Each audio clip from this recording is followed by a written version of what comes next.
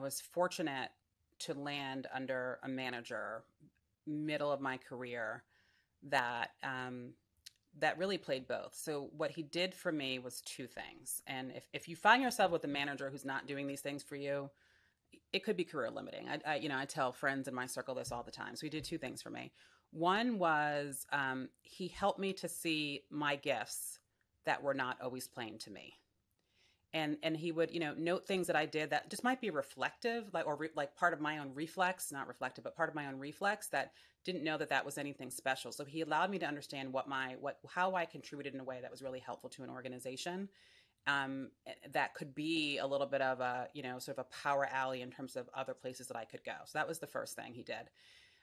We also had this culture, and it was one of the one of the cultural tenets was run to criticism.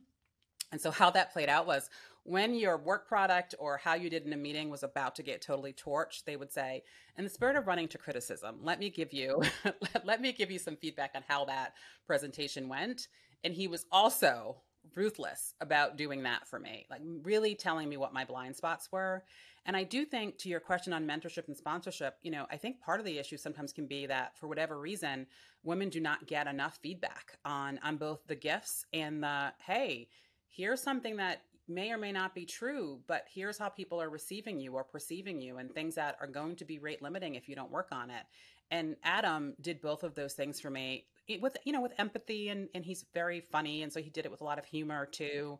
And so I would say that he comes to mind as the best example of that.